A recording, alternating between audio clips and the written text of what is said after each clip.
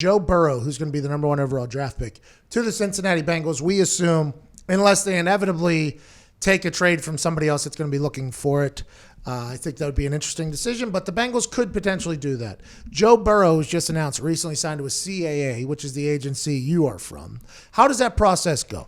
Do you guys do like an entire recruiting thing? I didn't get recruited by any agents, by the way, coming out of college. I signed with a guy from our high school because he was the only guy that knew who I was. So what is the process? How many people do you think were giving him money? Is that what you guys do? You got to give him a bunch of money from the sign with CAA? How does it work?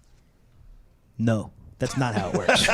You guys don't just give him a bunch of money? I assumed that you'd walk up and say, what do you want? And he says this, and you guys just give him the money. No, it's very professional, very formal. And, for a guy like that, it's a really important decision to make. And the team of agents from CAA football, Todd France, Brian Aralt, Ben Renzen, they have had it's you build a relationship with the guy, and you go through formal channels. And when LSU says, hey, come on campus and pitch formally, you listen to Coach O and you listen to the LSU athletic department, and you make that your pitch day. Oh, so the coaches and the LSU football staff are the ones that put together a lot of times a lot of these programs will actually help regulate the process. There are consultants out there, typically ex-front office guys, that will come and advise schools on, advise schools, the players, and the families, hey, here's how your agent selection process should go.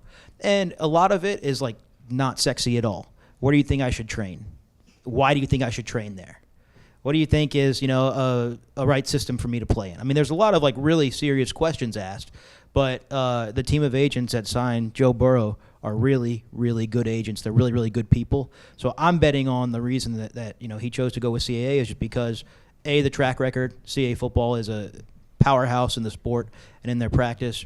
And then B, because they're really, really good people, and it seems like he's a really good guy from some really good stock. Okay, so Joe Burrow, he won't throw at the combine and do all that stuff, or he will? Well, hello there. Utilize the promo code PAYTHEBILLS and get $20 off your first order from SeatGeek. Now, back to the magic. Would you? I would if I was Joe Burrow. I don't know if he will or if he won't. If I was Joe Burrow, I would, strictly because everybody who doesn't automatically gets pain as if they're scared. And I don't think Joe Burrow's scared of anything. Joe Burrow's a baller. If I was Joe Burrow, I wouldn't run. I wouldn't run a 40. I wouldn't do all the other stupid stuff, the 3-cone drill and all that stuff. But if it comes down to just throwing to random wide receivers, which is why everybody's, he doesn't have the timing with the wide receivers. He doesn't want to look. Joe Burrow is obviously going number 1 here. I mean, you know what I mean? I don't think anything he could do at the combine that would hurt him. There's nothing he could do. Unless he tears his shoulder while throwing the ball. I mean, that's the only thing that could happen.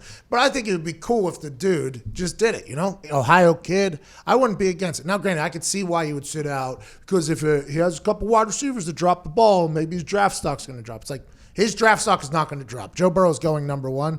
I would like to see him maybe step out there and throw the rock a little bit. Just make that entire thing a little like an extra practice for him.